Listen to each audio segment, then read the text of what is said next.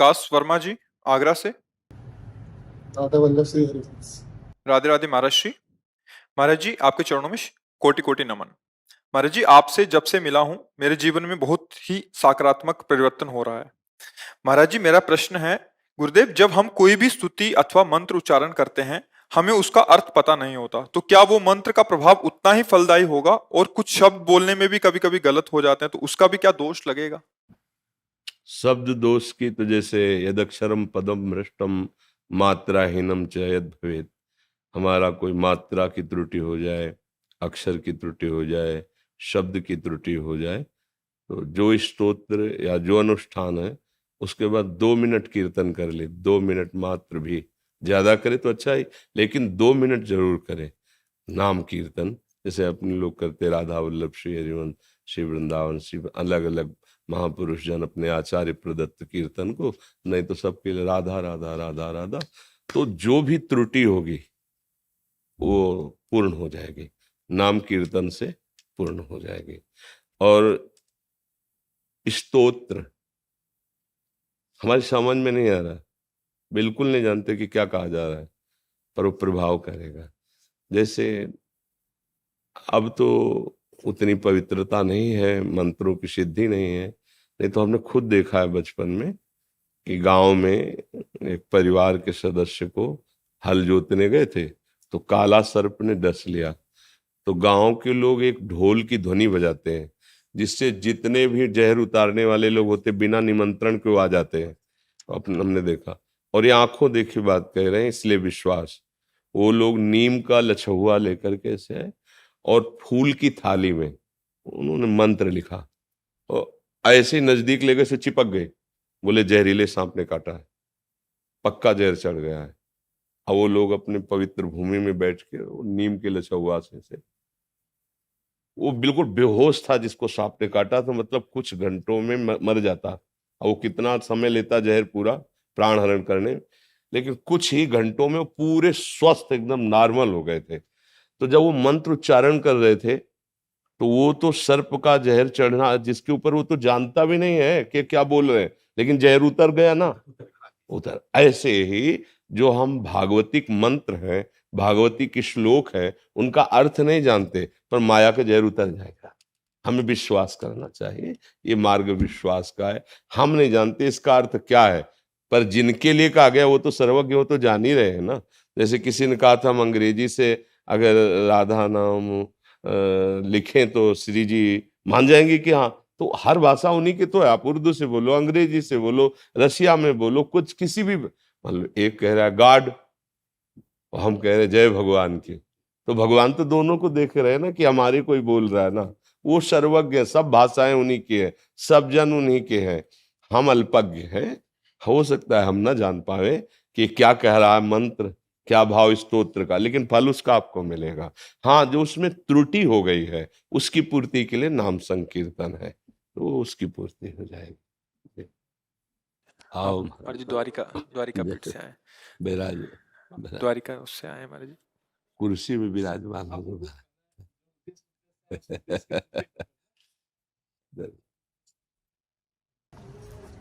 हमारे गुरुदेव विगत वर्ष 11 सितंबर को शरीर त्याग दिया। शरीर त्यागने से 12 दिन पूर्व उनका दिया हुआ संदेश है जगत, क्योंकि उनका काशी में थे तो महाराज जी के दर्शन होते हैं। जी बहुत अद्भुत थे। ये द्वारका जिसका छोटा सा प्रसाद है, आप कीजिए। ये हमारी आराध्य देवी है, और जो यहाँ की अधिष्ठाती भी है, माता राजराजेश्वरी त्रिपुर सुंदरी। सुनो, एक महाराज जी को श्री जी का प्रसादी सुंदरी आदेश ने आग्रह किया, इसलिए कि हर में ही हरि है। हम आपसे चर्चा कर रहे हैं, शरीर भले मानव का हो, लेकिन अंदर में तो प्रकाश हरि कहीं है ना। तो प्रभु हमारा ये कहना था कि धर्म किसको कहते हैं? योग्यता को। अयोग्यता अधर्म है। आज अधर्म माने अयोग्यता प्रभावी हो गया है, इसलिए जगत असंतुलित हो गया। कैसे योग्यता को पुनर्स्थापित किया जाए? योग्यता का स्वरूप क्या है वो तो आप ही बताएंगे। नहीं, जैसे धर्म का स्वरूप आपने कहा योग्यता ना, तो इसलिए पूछ रहे हैं कि कहीं अल्पज्ञता में वो योग्यता का अर्थ दूसरा न ले लें। मुझे आप पे नहीं, मुझे आपके वचनों को न समझने के कारण वो बलवान है, वो बुद्धिमान है, वो शास्त्रों का स्वाध्याय किए हुए है, बहुत सी विद्याएं जानता है, तो वो अपने को योग्य मानकर कहीं हमारे धर्म के प्रति वो अपराध न कर दे। हमारे धर्म का स्वरूप तस्मात् शास्त्रम प्रमाणम ते कार्याकार्यो व्यवस्थितो, जो हमारे आचार्यों ने, हमारे भगवान ने सिद्धांत स्थापित किया है, विधि, ये करना चाहिए और ये नहीं करना चाहिए। यदि जो करना चाहिए वो कर रहे हैं, जो नहीं करना चाहिए उसका त्याग कर रहे हैं, तो आप धर्म से चल रहे हैं। आपकी, फिर हम शब्द कह सकते हैं कि आपकी योग्यता है, अब धर्म में आप चल रहे हैं। अगर कहीं आप विद्या, बल, बुद्धि या किसी भी तरह के बल का अहम रख करके आचार्य और शास्त्र के विरुद्ध मनमानी आचरण कर रहे हैं, तो वो योग्यता भी अयोग्यता ही होगी और उस निषेध कर्म को करने वाले को कभी ना आंतरिक शांति मिलेगी और ना बाहरी ही उस प्रशंसा या सम्मान या सुख आदि प्राप्त होंगे। इस लोक और परलोक के समस्त सुखों को प्राप्त करने के लिए ये लोक भगवत विमुख के लिए नरक दुखदाई है, लेकिन भगवत सन्मुख होकर जो भगवदानंद या ब्रह्मानंद का अनुभव जिसे, तो समस्त दिशाएं, समस्त लोग एकमात्र ब्रह्मानंद के सिवा और कुछ नहीं है, भगवदानंद के सिवा कुछ नहीं है। इसलिए गुरुजनों की वाणी, शास्त्र के जो सिद्धांत है, सिद्धांत जिसको कहा गया है कीजिए और जिसको कहा गया ना कीजिए, अन्वय व्यतिरेक विधि निषेध, उसके अनुसार जो चलता है वो धर्मात्मा पुरुष कहा जाता है और धर्म ही स्वयं उसकी रक्षा कर लेता है। धर्मो रक्षति रक्षिताम। और धर्म से चलने वाले को कभी अशांति, शोक, क्लेश, पश्चाताप ये उसको नहीं व्यापते हैं। आती है, विपत्तियां आती हैं, परिस्थितियां आती हैं, लेकिन वो अशांत नहीं होगा, वो शोकित नहीं होगा, वो पश्चाताप युक्त नहीं होगा। और हम सब योग्य हैं, सब, क्योंकि हम भगवत स्वरूप हैं। कोई भी सिद्धि, कोई भी सद्गुण, कोई भी ऐसा पद नहीं जो आप हम सब प्राप्त ना कर सकें, क्योंकि अविनाशी का अंश अविनाशी ही है, पूर्ण का अंश पूर्ण ही है। उसे समझाने के लिए अंश शब्द से कहा गया है। अगर उसको समझ लो तो तुम्हारे लिए कुछ भी धारण करना मुश्किल नहीं है। तुम शरीर भाव से गिर रहे हो, महाराज जी ने पहले बताया, लेकिन अगर स्वरूप भाव में आ जाओ तो कोई अभाव ही नहीं तुम्हारे अंदर। अभाव शरीर भाव को लेकर के ही हुआ है। जो स्वरूप है उसमें कभी कोई अभाव ना था, ना है, न रहेगा, न कोई बंधन था, न है, न रहेगा। देह भाव के कारण ही अभाव और अभाव ग्रसित भाव होने के कारण ही हम शास्त्र विरुद्ध आचरण कर रहे हैं, अधर्माचरण कर रहे हैं। बस यही हमारा पतन करा रही, यही हमारा नाश करा रही है। इसलिए संतों का उद्देश्य यही होता है कि धर्म की क्या स्वरूप वृत्ति है उसको समझाते हैं, वो हमें चलने की सामर्थ्य भी देते हैं। यदि हम संतों के वचनों को माने और उनके अनुसार चलें तो निश्चित हमें सहजानंद, स्वरूपानंद, ज्ञानानंद, प्रेमानंद, भगवदानंद, नित्यानंद, चाहे जिस नाम से कहो, वो हमारे घर की संपत्ति है। उसको कहीं उपजना नहीं है, वो है बस अनुभव करना है। देह भाव उस अनुभव में बाधा पहुंचा रहा है। गुरु जी एक दृष्टांत हमारे बताते थे जी कि एक राजा ने अपने राज्य में एक विशाल बगान का निर्माण करवाया। उसमें अद्भुत अद्भुत वृक्ष, फल नहीं, विधि का अनुसरण, जो विधि है जहाँ का उसका अनुसरण करना, विधि ही धर्म है ना। तो गुरु जी कहते थे कि एक राजा अपने राज्य में एक विशाल बगान का निर्माण करवाया। उसमें अद्भुत अद्भुत वृक्ष, फल, लता, पत्ता, तालाब, झूला सब कुछ बनवाया। जब बगान का पूर्ण निर्माण संपन्न हो गया तो उसने अपने राज्य में घोषणा कर दी कि हम एक बगान के निर्माण किए हैं और अपने राज्य के हर नागरिक को सुबह से संध्या तक का समय देते हैं और इसी बगान में हम छिपे रहेंगे। आप लोग आइए, हमें खोज लीजिए, जो हमें खोज लेगा उसको हम अपनी पुत्री से विवाह करवा देंगे और अपना पूरा राज्य उसको दे देंगे। सब नागरिक घुसे बगान में, लाखों प्रातः काल में। अद्भुत वृक्ष, पत्ता पत्ता, लता, फल, पोखर, झूला देख के उसमें मंत्रमुग्ध हो गए, उसमें लग गए, भूल गए कि वो आए हैं राजा को खोजने के लिए। असंध्या हो गया तो निकाल बाहर किए बगान को से। यही जीवन है। आज लोग अपने लक्ष्य को भूल गए हैं। और जीवन क्या है? लक्ष्य प्राप्ति करने का माध्यम है। आज माध्यम को ही लोग लक्ष्य बना लिया है। आज जो लक्ष्य है उसको भूल गए हैं। ये बहुत बड़ी समस्या है। इस समस्या से कैसे लोग जगें? जो भगवत अनुभव से छके हुए महापुरुष हैं, उनके वचनों में इतनी सामर्थ्य है कि जो उनके वचन मान ले, बस पास रहने से नहीं, वचन सानिध्य की जरूरत है। शरीर सानिध्य में बड़े बड़े महापुरुषों के पास रहने वाले भी ठगे गए। कैसे ठगे गए? उनको महापुरुषों की संपत्ति दिखाई दी, जहर दे दिया अपने गुरु को, अपने गुरु के साथ अभद्र व्यवहार कर दिया पास रहते हुए। कितने ऐसे दृष्टांत उदाहरण है।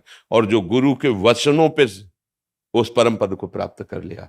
क्योंकि हमारे अंदर जो अज्ञान अंधकार है वो गुरु के वचन रूपी सूर्य से ही दूर होगा।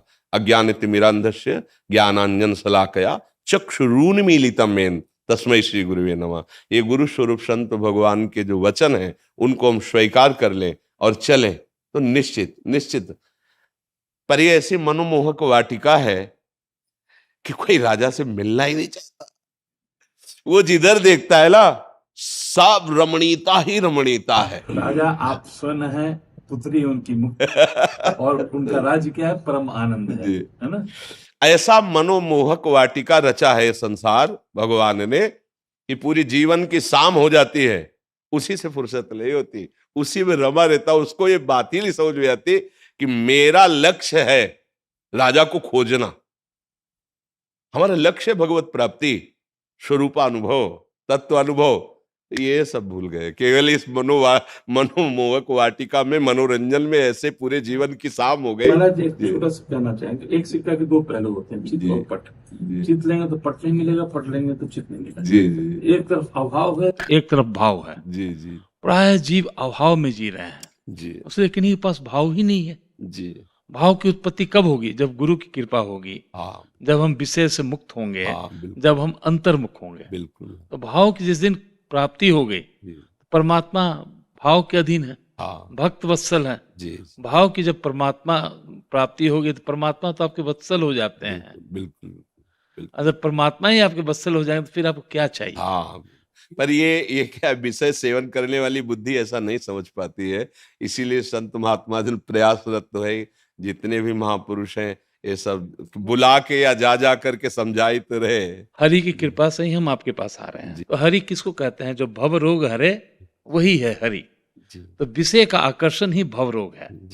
विषय जो है, विष शब्द का अपभ्रंश है विषय।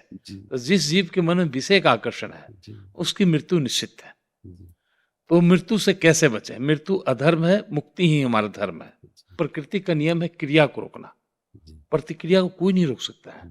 क्योंकि प्रकृति के नियम के अनुसार हर क्रिया का प्रतिक्रिया निश्चित है। जैसे हमारा क्रिया है दीवार पे गेंद का मारना, तो दीवार से गेंद का वापस आना निश्चित है। और हम मारना नहीं छोड़ेंगे तो वापस आना कोई नहीं रोक सकता है। इस जगत के 5 विषय हैं, 5 विकार हैं। विषय का आकर्षण क्रिया होता है, तो विकार प्रतिक्रिया के रूप में आता है। क्रोध हम लोग स्वतः नहीं लाते हैं, अपने से नहीं लाते हैं, वो स्वतः आता है, वो प्रतिक्रिया है। तो रोकना किसको है? विषय का आकर्षण को। तो प्रेरणा किसकी होनी चाहिए? विषय के आकर्षण का। लेकिन लोगों को विषय का आकर्षण रोकने के लिए प्रेरित कोई कर ही नहीं रहा है। समस्या इस बात का है, सब सीधे कह रहे विकार छोड़ो, प्रतिक्रिया छोड़ो, जो संभव ही नहीं है उसको कहने के लिए प्रेरित कर रहे हैं। विषय का आकर्षण कब रुकेगा महाराज जी? जब हमको विषय का ज्ञान प्राप्त होगा। क्योंकि पूरे जगत में एक कल्चर है कि लोग आहार के साथ कुछ न कुछ मीठा खाते हैं। भले उस मीठा का रूप बदल जाए, गुड़ के रूप में खाएं, चाहे रसगुल्ला के रूप में खाएं, चाहे केक के रूप में खाएं, चाहे आइसक्रीम के रूप में खाएं, किसी न किसी रूप के साथ भोजन के आहार के साथ वो मिष्टी पसंद करते हैं। तो एक ये स्थिति है कि हम भरपेट भोजन किए हैं, सामने 5 रसगुल्ला रखा हो तो देखेंगे तो खाने का आकर्षण होगा। और एक ये स्थिति है कि महीना भर से अन्न का दाना न मिला हो, भूख से पेट का आंच सूख गया हो और सामने 5 रसगुल्ला रखा हो और ये बोध हो जाए कि उसमें विष मिला हुआ है। ऐसी स्थिति में, भूखे स्थिति में भी खाने नहीं का खाएगा। आकर्षण होगा, बिल्कुल नहीं होगा, है ना। तो पिसे का लोगों को ज्ञान होना चाहिए। हम आप भगवान से श्री हरि से चरणों में प्रार्थना करेंगे जी कि आप यथासी और स्वस्थ हो, जी है ना। और हाँ, संसार जो अधोगति की ओर जा रहा है उसको जी, कुछ हम जी। लोग रूप तो दे सकते हैं। जैसे नवीन नवीन आनंद के अनुभव में एक वृत्तियां प्रकट होती रहती हैं जगत मंगल के लिए संतों के। तो इस समय जो हमारे अंदर गुरु कृपा से, आप संतों की कृपा से बात आ रही, वो छोड़ने की नहीं आ रही, पकड़ने की आ रही कि अगला कदम तुम ऐसा मजबूत जमाओ, पिछला अपने आप उठ जाएगा, उसकी तुम चिंता मत करो, तुम अगला वचन जमाओ। जब तुम विषय छोड़ नहीं सकते हो, विषयों का तुम्हें ज्ञान नहीं है, तो तुम भगवान का आश्रय लेकर नाम जपना शुरू कर दो। ये कदम तुम जमाओ और सब में आग न लग जाए तो हमें बताना। गुरु प्रदत्त नाम, गुरु प्रदत्त मंत्र में इतने सामर्थ्य है कि ज्ञानाग्नि प्रकट होते ही सब भस्म हो जाएगा। पिछला कदम उठाने में ही पूरा जीवन चला जाता है। ये नहीं, हम कह रहे हैं अगला तुम जमाने की सोचे हो, पिछला छूट जाएगा। जैसे विषय में अभी आपने उदाहरण दिया कि पता है इसमें विष मिला है, भूखे हो फिर भी नहीं खाओगे, विश्वसनीय व्यक्ति के द्वारा बता दिया जाए कि इसमें विष मिला है तो नहीं पाओगे।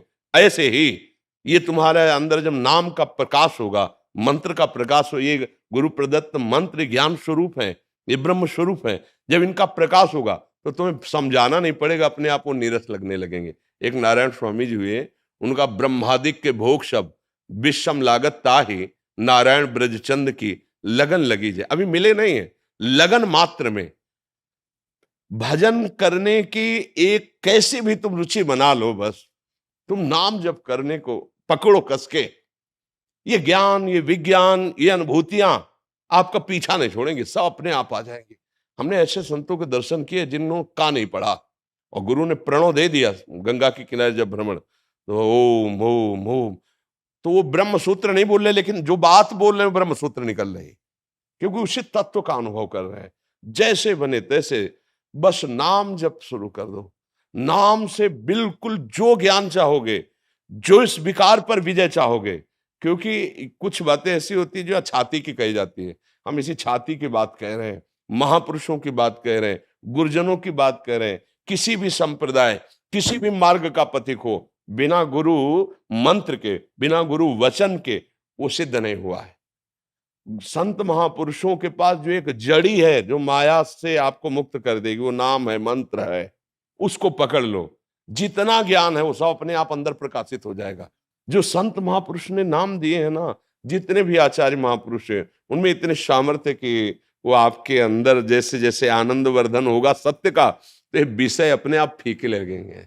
नारायण हरि भजन में ये पांचों अनुसुहात, विषय भोग, निद्रा, हंसी, जगत प्रीति, बहुबात, बड़ी सूक्ष्म बातें बता देते हैं। बुद्धि में सब ज्ञान है, पर हृदय में आनंद का अनुभव नहीं हुआ तो मन को विषयों के भोगों से नहीं रोका जा सकता।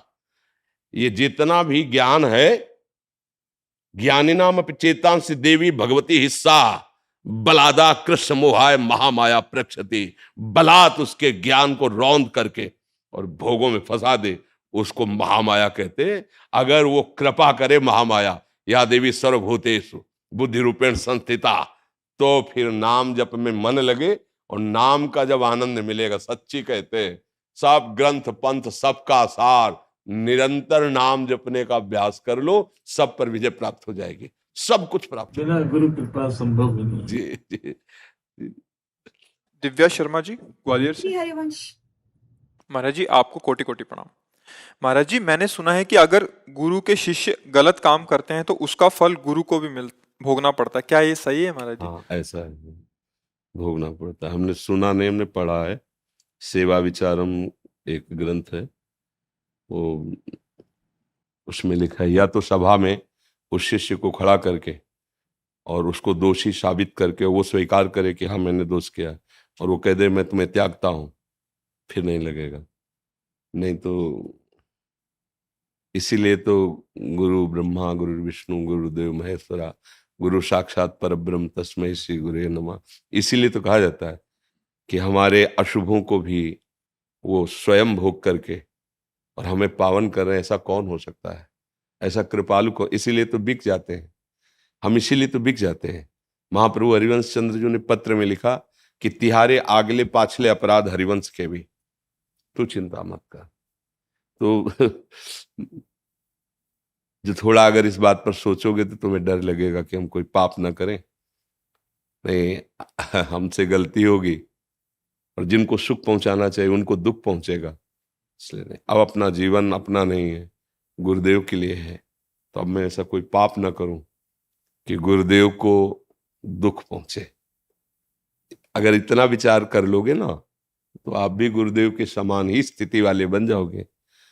पर प्राय ऐसा नहीं, जो बड़े बड़े महापुरुषों को एक कैंसर हो गया, ये हो गया, और बड़े बड़े कष्ट जीवन में देखे जाते ना, यही होता है। दीक्षा देने का मतलब शरणागत के अशुभों को ले लिया, चलो आगे बढ़ो, तब उनका नाम जब चलता है तो उनकी भक्ति में रुचि हो रही, नहीं तो जो पहाड़ जैसा लगा हुआ था वो आगे बढ़ने ही नहीं देता ना।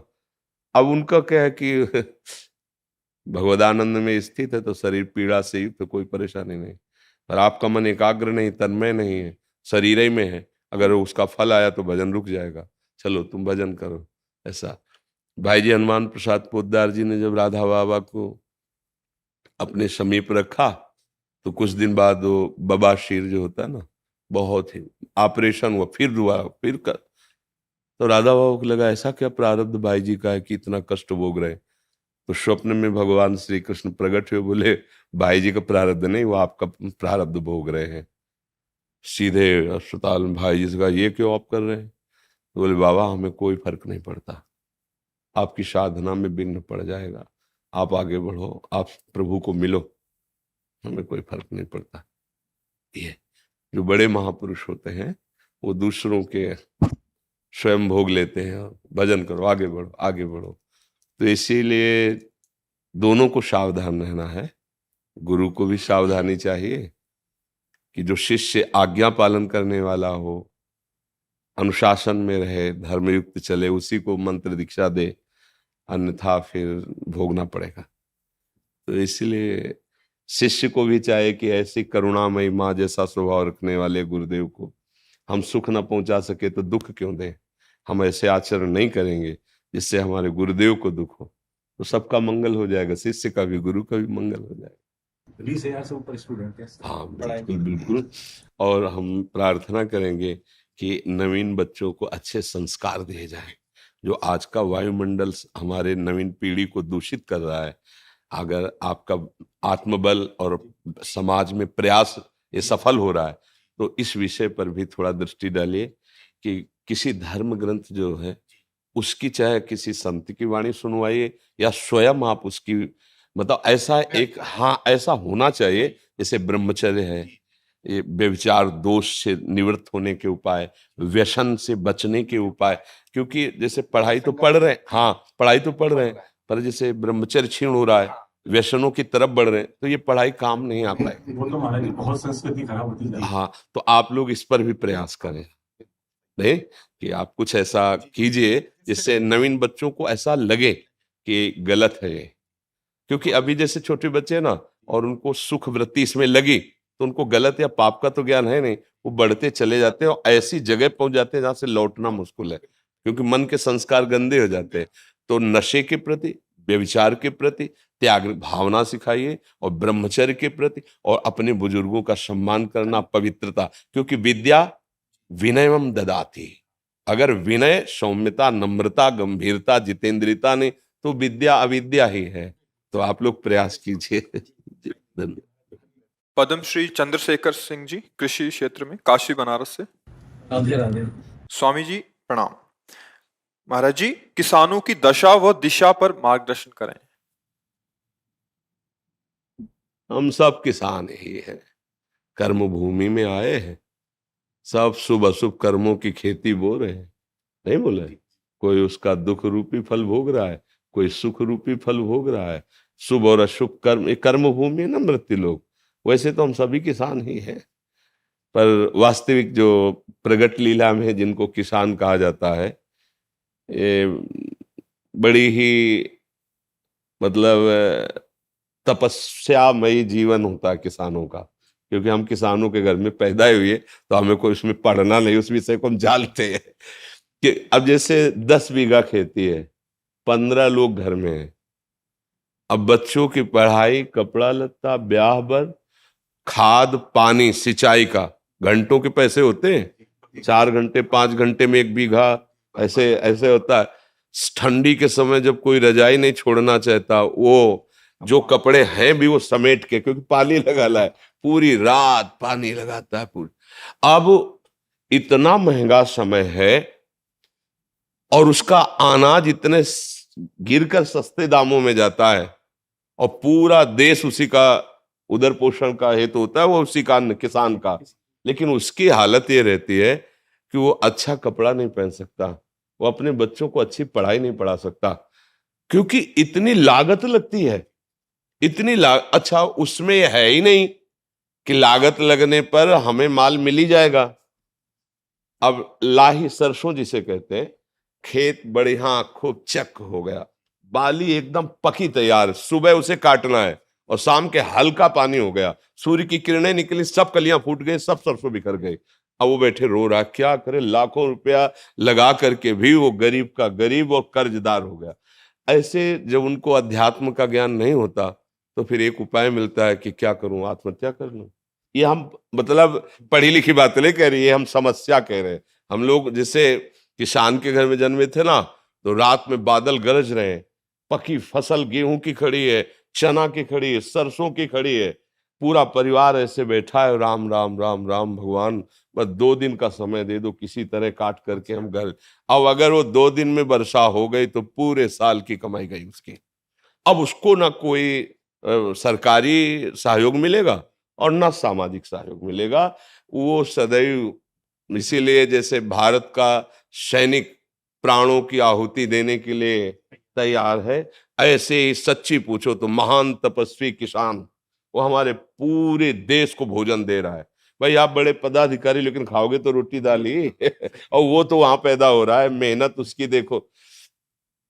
स्कूल से आने के बाद हमें पढ़ने का समय नहीं दिया जाता था, मक्का के खेत है, रखाओ चल के मक्का।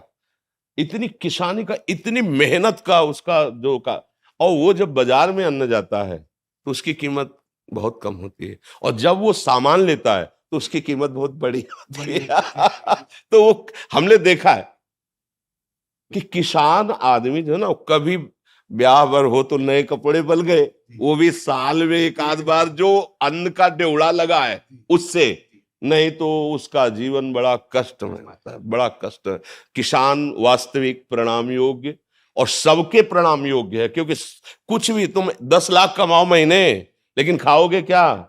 10 लाख थोड़ी खाओगे, खाओगे तो अन्न ही ना। तो उसके अब ये है कि थोड़ा सा आधुनिकता बढ़ गई है, पर वो अन्न में पावर नहीं रहा।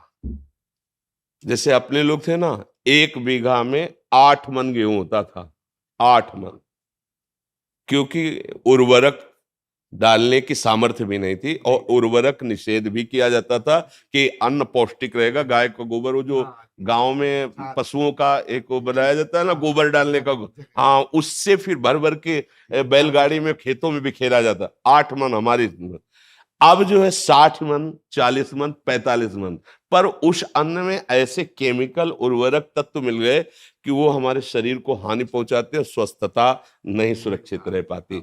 अच्छा, अब जब पशु नहीं पालेंगे, क्योंकि अब पशु ना पालने का स्थान बनता जा रहा है, क्योंकि बैल से तो खेती जोती नहीं है, ट्रैक्टर से जोती नहीं है, तो बैल का तो मतलब नंदी का तो कोई सवाल ही नहीं रह गया कि कोई किसान पाले। क्यों पाले, मतलब समझो। अब क्या, अब बछड़ा होता था ना, तो एक हर्ष सा होता था किसान के कि गाय माता ने बछड़ा दिया, अभी आगे चल करके बैल होकर हमारे हल जोते। मतलब 8-10 गायें तो होती ही थी, उनका गोबर, उनका दूध, वो पौष्टिकता। पर किसान आदमी अर्थ, जहां अर्थ की बात आती थी, वहां साहूकार सेठों के कर्जे की तरफ सोचना पड़ता था कि भाई अगर 1000 रुपया लेना है तो फिर 20% में अब वो अगर मतलब 10 रुपए भी चाहता है तो उसे अनाज बेचना है। अब उसको ये देखना है कि हमारे ड्योढ़ा में अगर अनाज कितना है, 1 साल का भोजन उसी से होगा। अब वो बहुत कष्टमय जीवन हमने देखा है, मतलब उसी कुलों में पैदा हुए किसानों के, तो देखा है। तो किसान का अगर सरकार से अच्छा सहयोग हो तो भले कुछ हो, नहीं तो वो आज अच्छा खेती में जैसे आप बार बार उर्वरक डाल रहे हैं तो उसकी क्षमता कम हो रही है, कि भूमि की क्षमता कम हो रही, वो अन्न फिर उतना नहीं उपजा पाए। अब वो जो केवल किसान है, जिनके लड़के बच्चे नौकरी कर रहे हैं, उनको तो ठीक है, खान पीने को खेती से हो गया और अर्थ है। लेकिन जो केवल किसान है, सच्चे मानो एक तपस्वी से कम नहीं है, भारी तपस्या का उनका विषय होता है। तो इसलिए उनकी तो हम वंदना ही कर सकते हैं। उनके विषय में बस यही है कि सरकार सहयोग करे। और तो मतलब किसान की चूंकि अब इतना बुद्धि का वो फैलाव नहीं है कि वो छल कपट और संसार, गांव के आज भी लोग हैं, मतलब आज भी है। आपको बताए, आप जैसे चले जाओ, कोई परिचय नहीं है, और आप ऐसे कुछ जरा सा, तो वो एक दामाद की तरह आपका सेवन करेंगे। आओ भैया बैठो, चाय पी लो, भोजन पालो। और यहाँ चले जाओ कॉलोनी में, बगल वाले कमरे में कौन रहा है, कोई परिचय नहीं है, चाहे जितना रोए चिल्लाए कोई पूछेगा नहीं कि तुम क्यों रो रहे हो। और गांव में एक आदमी कष्ट में हो तो सैकड़ों लोग वहां खड़े हो जाएंगे जाके। एक आज भी ऐसा माहौल है। किसान तो जैसे हमारे यहाँ पीछे देश में नारा लगाया जाता है, जय जवान जय किसान, तो इसलिए किसान तो सर्वोपरि है। उसके आगे मतलब आपको लगेगा कह रहे उसके आगे कोई नहीं है। अगर हम संत जन जिन्हें कहा जाता है, तो हम पैदा भी उन्हीं के घरों में हुए हैं और पले भी वहीं हैं और पोसे भी गए हैं और आज भी उधर वहीं से भर रहा है। आज भी उन्हीं के, अगर कोई भी है तो अन्न कहाँ से आ रहा है, किसान से तो आ रहा है, कोई ना कोई तो दे रहा है। बड़े बड़े परमहंस जो है भगवदानंद में डूबे हुए घरों में जाके भिक्षा, नारायण हरि लाओ भिक्षा दो, तो वो चाहे भूखा रह जाए पर उसको पवाएगा वो। ये मतलब सहानुभूति उसके हृदय की, हाँ उसकी सह। तो और तो कोई सहयोग कर नहीं सकता, क्योंकि वो ऐसे लोग होते हैं कि ऐसे नहीं कर सकते। ये भी बात है, गरीब हैं, मेहनत करते हैं, पर वो ऐसे नहीं कर सकते। वो ऐसे ही करने की कोशिश करेंगे, हमारे पास जो सूखी रुकी है खा लीजिए। अब अगर सरकार के द्वारा सहयोग की, जैसे उनकी फसल नष्ट हो गई अतिवर्षा से, अनावृष्टि से, ओले पड़ जाने पर, ऐसे तो हाँ तो भले को, लेकिन उनकी तरफ ज्यादा देखा नहीं जाता उनकी तरफ ज्यादा देखा नहीं जाता है। तो भगवान ही सहयोग करे, बस ये है, भगवान ही उसके विषय में कुछ नहीं कहा जा सकता। लेकिन ये जरूर हमने देखा है कि महान तपस्वी का एक जो जीवन, एक सच्चे किसान का जीवन होता है। तपस्वी की तपस्या तो फलीभूत होगी, लेकिन उसको फसल मिलेगी कि नहीं, संशय है उसको संशय कि पता नहीं मिलेगी कि नहीं मिलेगी। तो हाँ, वो अब गेहूं गलेथ में हुआ, गलेथ माने बाली आने वाली है, अब पानी गिरा, हवा चली, गिर गया, अब दाने का वजन खत्म। क्योंकि हम लोग देखा ना कि परिवार के लोग शोक मना रहे हैं कि पूरी फसल गई। कैसे भगवान पूरा परिवार कैसे पलेगा, इस बात की समस्या, कैसे पलेगा। बुखार है ना, अस्पताल नहीं ले जाते थे, हर श्रृंगार का पत्ता, इसका पत्ता, उसका, भैया अस्पताल जाओगे 100-200 रुपया लगेगा, मतलब उसके लिए गेहूं 3 रुपया किलो गेहूं था उस समय, जब घर से निकले हैं उस समय 3 रुपया किलो गेहूं था ऐसा, और 3 रुपया लीटर दूध था, और 45 रुपया किलो घी था, शुद्ध देसी घी 45 रुपया किलो। अभी 35-40 वर्ष की ही तो बात है। अब देखो कितना समय बदल गया है। अब किसानी जैसे ट्रैक्टर से होती है, इसलिए पशुओं का आदर नहीं रह गया, तो फिर गोबर कहाँ से मिलेगा। अच्छा, शुद्ध दूध जब तक नहीं शरीर में जाएगा, जैसे लोग कहते हैं कि दूध नहीं दूहना चाहिए, जो कम नहीं, ऐसा नहीं, 4 थन उसके हैं, अगर 2 थन बछड़े को पिला दो पर्याप्त, तो छक जाएगा। 2 थन आप सेवा करते हैं, उसके दूध दूह लीजिए और अच्छे से सेवा कीजिए, गाय या जो भी जानवर आज पाले, उससे परिवार पुष्ट होता है। अब देखो, धन के लोभ से दुग्ध में ऐसा मिश्रण किया जाता है कि मतलब 50 लीटर दूध तैयार नकली कर दिया गया। अब वो जब बच्चे छोटे छोटे पिएंगे, आंतों में जाएगा तो सबके नुकसान पहुंचाएगा, लेकिन वो अर्थ की प्रधानता रखने वाला व्यक्ति नहीं जान पा रहा है।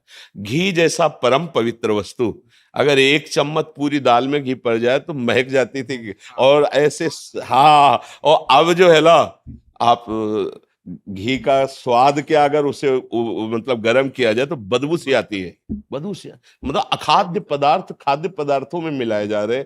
धीरे धीरे समाज के विचार धन प्रधानता होने के कारण दूषित होते जा रहे हैं। पर किसान को हम प्रणाम करते हैं, वो प्रणाम योग्य ही रहेगा, क्योंकि इतनी मेहनत होती है। चावल थाली में आए तो आप पा लिए, 50 रुपए के ले लिए, लेकिन उतने चावल पैदा करने के लिए उसने कितनी मेहनत की। एक एक पानी गिर रहा है, इतने इतने पानी में धान लगा रहा है, कितनी मेहनत करके उससे पाल पोस के बड़ा करके चंद रुपए उसको मिलते हैं, उसको चंद रुपए ही मिलते हैं। तो ये बहुत तपस्या, और ये भगवान इसीलिए उनके ऊपर शीघ्र प्रसन्न हो जाते। कोई ना कोई साधु महात्मा अगर भोजन पा लिया तो उनका घर पवित्र, उनका कुल पवित्र हो जाता है। और कोई ऐसा हमने गांव में नहीं देखा कि जो रामकृष्ण हरि ना बोले। उस समय लालटेन और वो लैंप, हाँ ऐसे ऐसे वाले नहीं, तो बिजली तो थी नहीं, तो लैंप जला के रामायण हो रही, कहीं कहीं कीर्तन हो रहा है, हम गांव में देखा, शाम के कहीं आरती हो रही। बड़े भागवतिक भी लोग होते, पूरा दिन मेहनत करेंगे, 10-20 मिनट तो जरूर ऐसा। हाँ, कोई भी साधु महात्मा गांव में आ जाए भूखा नहीं जा पाएगा। हाँ, ऐसा मतलब भाव सद्भावना देखी है। तो किसान को तो प्रणाम ही है, उसका सहयोग सरकार या भगवान ही करे तो है, और तो कोई समाज क्या करेगा उसका सहयोग। आज हमें इसलिए ज्यादा अच्छा लगा कि आप एक किसान के विषय में बोले, नहीं तो प्राय सब अपने सुख के लिए और पदों के लिए बात करते हैं, उसकी वार्ता ही नहीं होती। वो बेचारा गाँव, हाँ, जो आपने किसान की बात है। 2021 में पद्मश्री मिला है गुरमीत पिताजी को। जी जी इसी के क्षेत्र में। जी जी, हाँ, बिल्कुल। आपकी भावना को हम सम्मान करते हैं। देखो, ये जो बाहरी पद है ना, ये अच्छा है, लोक सम्मान कर, लेकिन अगर संतों का हृदय प्रसन्न हो जाए, नहीं, अगर कोई मतलब भगवत मार्ग का आपको आदर दृष्टि से देख ले, ये बहुत बड़ी बात होती है। करोड़ लोग आपका सम्मान करें, वो बात एक अलग हो गई, और एक वीतराग भगवत मार्ग का पथिक, वो इस दृष्टि से कि तो इससे बड़ा कोई सम्मान नहीं होता है। नहीं होता ना, जो प्रभु मोहि अनुग्रह कीना, प्रभु अनुग्रह करेंगे तभी ये बात। जैसे हमें बाद में हृदय शीतल वाला तो कहा, आपसे जो कहा, अगर किसी भी भगवत समर्पित हृदय में आपका आदर हो गया, आपकी बात का आदर हो गया, वो यहीं रखा रहेगा।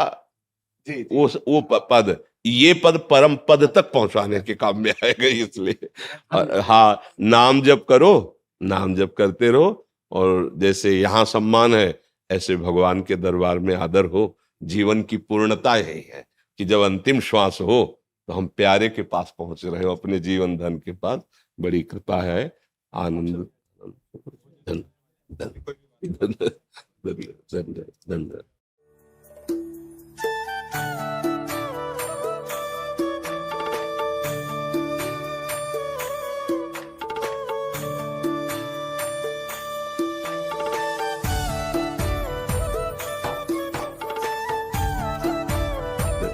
महाराज रुड़की से हरिद्वार से डॉक्टर्स हैं, हमें यही नहीं समझ में आता कि मैं बाहरी पूछ रहा था कि आप कितनी देर इनको आराम करने देते हैं। हमारे यहाँ के जो मरीज हैं उनकी डायलिसिस शुरू होती है तो हमें पता है क्या आपकी, मतलब हम 1:30 बजे रात्रि के उठ जाते हैं, और ये 9:15 बजे तक ये चलेगा। इसके बाद जाके एक रोटी पाएंगे, 1-1.5 पा पाते हैं, और बस तुरंत डायलिसिस में चले जाएंगे। 4.5 घंटा डायलिसिस में होता है, 4 घंटे का डायलिसिस, 15 मिनट पहले, 15 मिनट बाद वो प्रोसेस। फिर इसके बाद जो कमजोरी होती है उसको 8 बजे रात्रि तक भोगते रहते हैं, फिर लेटे 1:30 बजे फिर जग जाते हैं। आपकी सबसे बड़ी हिम्मत ये है कि आप हम लोगों से मिल रहे हैं, कौन क्या इन्फेक्शन लेके आ जाए, ये हम लोग। वहाँ पर ये है हमारा ये भाव है कि अब जितने दिन जीवन है, किसी को वचन से, दृष्टि से, हमारे समीपता से अगर आनंद मिल जाए, मंगल हो जाए, ये तो जा ही रहा है शरीर, आज नहीं तो कल जाएगा।